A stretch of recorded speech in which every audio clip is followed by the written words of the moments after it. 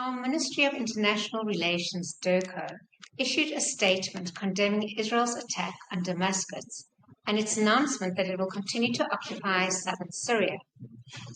It accuses Israel as being a serious threat to Syria's sovereignty and accuses Israel of threatening stability in the country and in the region. One of the reasons Israel is in the region is to protect the Druze minority living in the south of the country. I'm Charisse Zeifert, Deputy Director of the Jewish Board of Deputies, and this is our right of reply.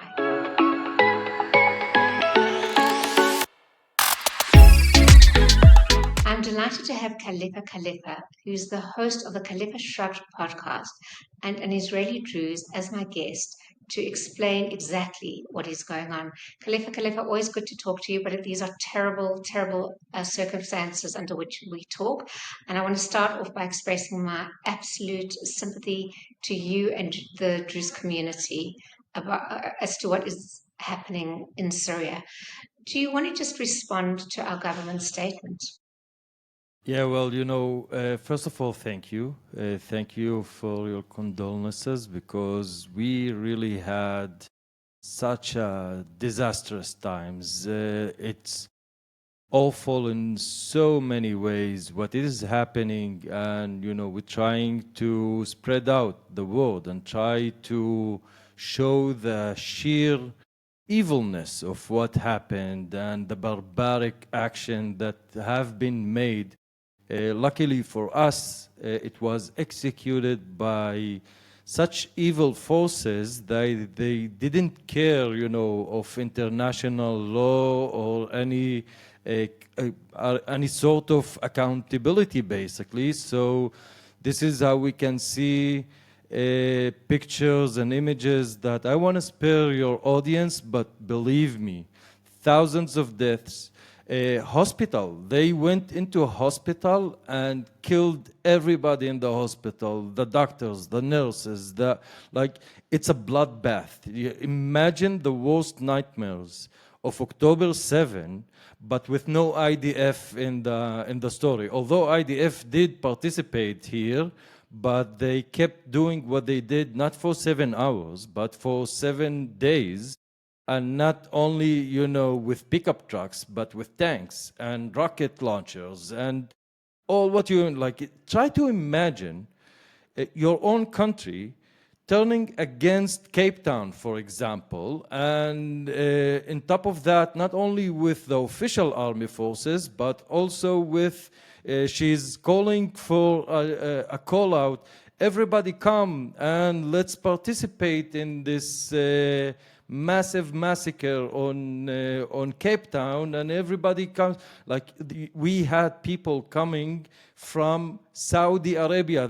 I've seen the convoys from Saudi Arabia just coming, to participate in this slaughter. And we've seen the documents of people saying that it was the policy from the official government. And when I read your article, I said, how frustrating it might be for you and for your, for the Jewish community and for the sane people. And I don't want to try to be patronizing, but with all due respect, you don't live here, we live here.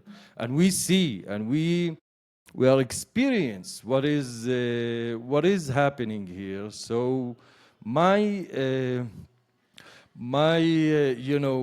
advice for your country or the stupid people that announced this stupid announcement is try to feel in your bones like what you are going to say, just embrace it and think over it, and then announce the exact opposite, because you got it all wrong. Everything you're doing is completely nonsense, and it's disgusting, and it is frustrating. And one thing is to be stupid and not to know the whole story and try to put your thoughts into that, which is okay. We are all people. Or just try to say, hey, we need to study that more.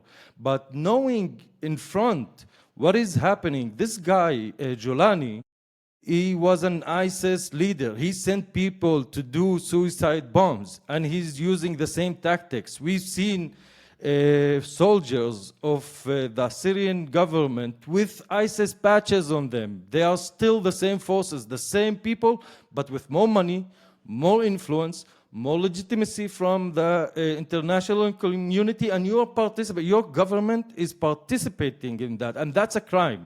Nobody is talking about the crime against humanity that those people did in the most disgusting, most vicious, most like I can't even describe what happened in words. I can't put words in things that I've seen, felt, and experienced in the past week. Like the elder, they spared no one.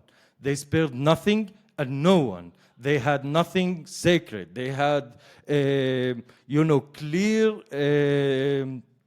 clear commands to do ethnic cleansing. And from all places, South Africa is taking the part of the people that doing ethnic cleansing. It's something like, Nelson Mandela would, if he would be live and knowing what is happening there, well, he would have a different view. That's a thing to say, okay, you know what? I'm not really knowledgeable about that, which is okay. Nobody is expecting you to know the stories or everything.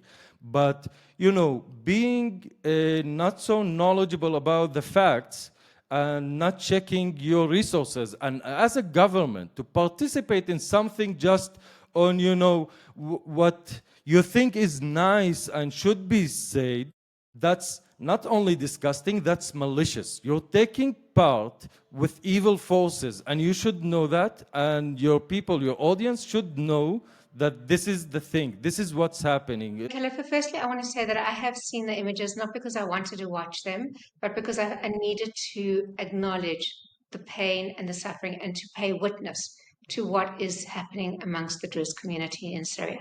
I also need to say that I know that the Israeli Druze and Syrian Druze are one people, and it must be extremely painful for you to see what is happening.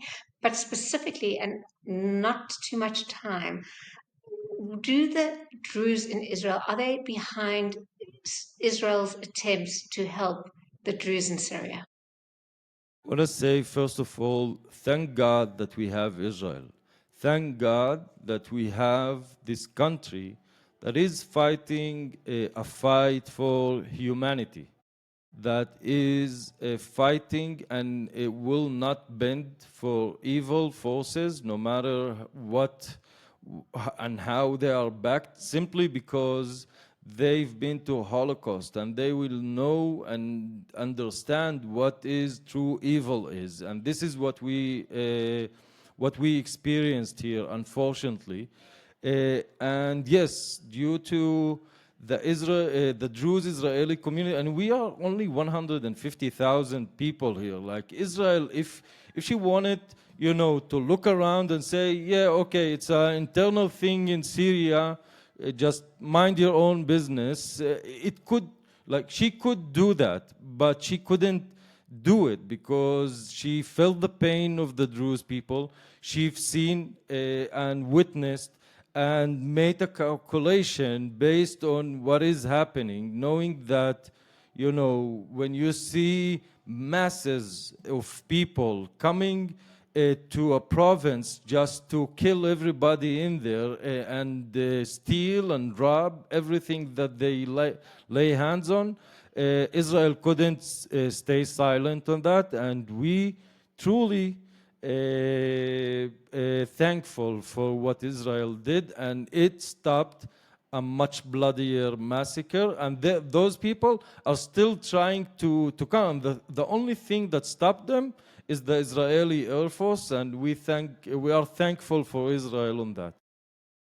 On that note, I think we are going to end it. But Khalifa, I hope to have you more regularly as my guest to talk about this what is happening in Syria, because I'm sure also the fact that you communicating in Arabic with your brothers and sisters in Syria will give you an insight into the region that I doubt very many South Africans would have. So thank you so much for joining me, and I look forward to our next chat. Likewise, thank you so much. Thank you very much.